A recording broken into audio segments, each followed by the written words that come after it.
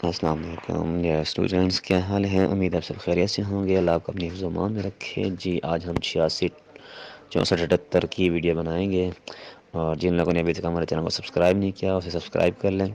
اور یہ ویڈیو میری لسٹ میں شامل تو نہیں تھی، لیکن کافی اسٹوڈنٹس نے اصرار کیا کہ سر 64 78 کی ویڈیو بھی بنا دیں، کیونکہ اردو جو ہے نا ہم سمجھتے ہیں بہت ایزی ہے، لیکن یہ بہت ٹف ہوتی ہے۔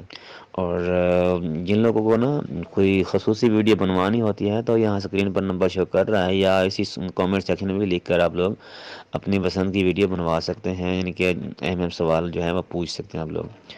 تو سبسکرائب لازمی کر دیجیے گا، ساتھ میں لائک بھی کر دیجیے گا، تاکہ ہمیں کام کرنے میں مزید حوصلہ افزائی ہو جائے اور مزید آپ لوگوں کے لیے یہ کام کر سکیں۔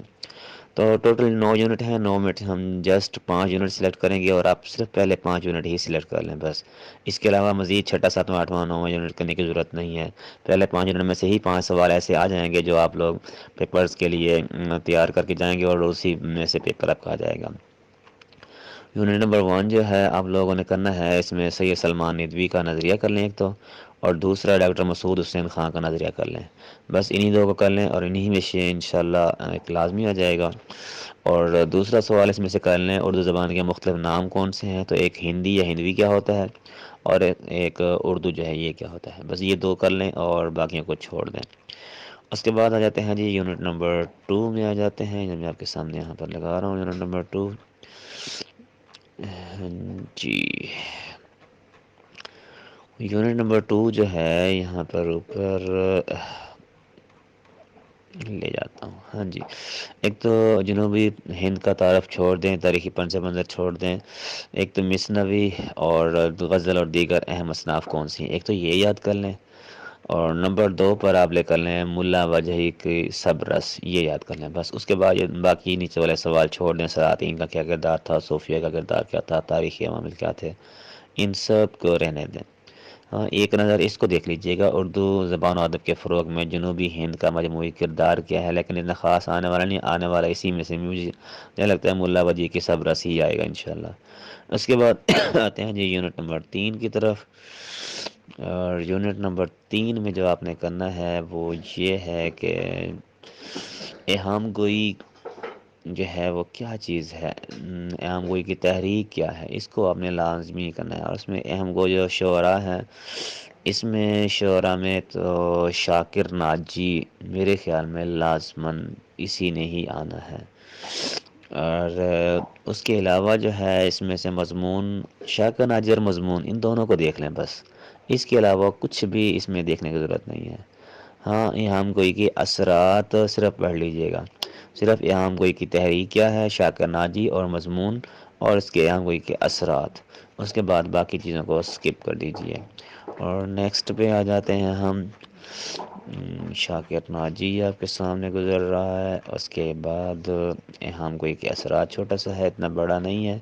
یونٹ نمبر 4 میں کرتے ہیں ہم اردو شاعری کا عہدہ زریں اور اہم شعری رجحانات کیا ہیں، اور عہدہ زریں کے نامور شعراء کے ہیں۔ یہ اس میں سے ڈیٹیلز میں سے دیکھتے ہیں کہ کون کون سے کرنے ہیں۔ تاریخی پس منظر کو چھوڑ دیں، اس کی ضرورت نہیں ہے۔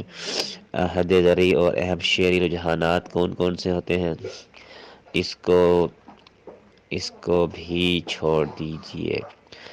اس طرح پڑھ لیجئے کہ میر اور سودا نے کیا کہا تھا، اور اس کے بعد جو ہے اس میں بس میر اور سودا کی ہی بات کی جا رہی ہے، اس میں اور کوئی بات نہیں کی گئی۔ اس کو ایک بار ریڈ کر لیجئے گا۔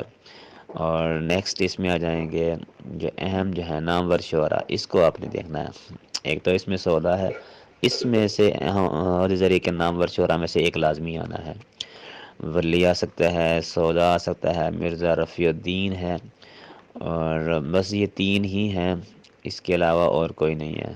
اس میں نا سودا اور خواجہ میر داد ان 2 کو یاد کر لیں، باقی کو چھوڑ دیں۔ ٹھیک ہے جی، خواجہ میر داد اور سودا، میر تقی میر کو بھی چھوڑ دیں، یہ بھی خاص آنے والا نہیں ہے۔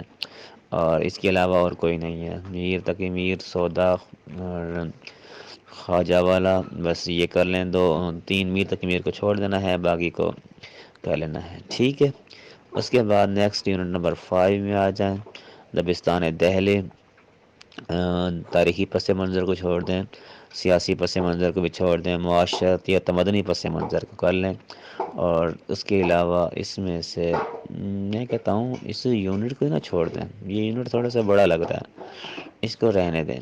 اس کے بعد ہم یونٹ نمبر 6 میں چلے جاتے ہیں، وہاں دیکھتے ہیں کہ اس میں کیا چیز ہے، کیا پتہ وہ اس سے زیادہ آسان ہو اور ہم اسی میں سے ہی وہ سرک پاتے رہیں، جو بڑی چیزیں سے چھوڑ دیں، اتنے لمبے چوڑے میں ہم کیا ہم بولیں۔ ہاں جی، یونٹ نمبر 6 میں جو ہے وہ دیکھتے ہیں کہ دبستان لکھنؤ کیا ہے، اور ایک تو دبستان لکھنؤ یاد کر لیں اس میں سے، اور لکھنوی شاعری کی خصوصیات نمبر 2، اور نمبر 3 پر آپ کر لیں خواجہ حیدر علی آتش اور امام ناسخ، بس اس کے علاوہ مزید اور کچھ بھی کرنے کی ضرورت نہیں ہے۔ امید آپ لوگوں کو سمجھ آ گئی ہوگی، اگر کسی کو سمجھ نہیں آتی تو اوپر اسکرین پر نمبر شو کیا ہوا ہے، اس پر آپ لوگ رابطہ کر کے مزید بھی ڈیٹیلز لے سکتے ہیں۔ اللہ حافظ۔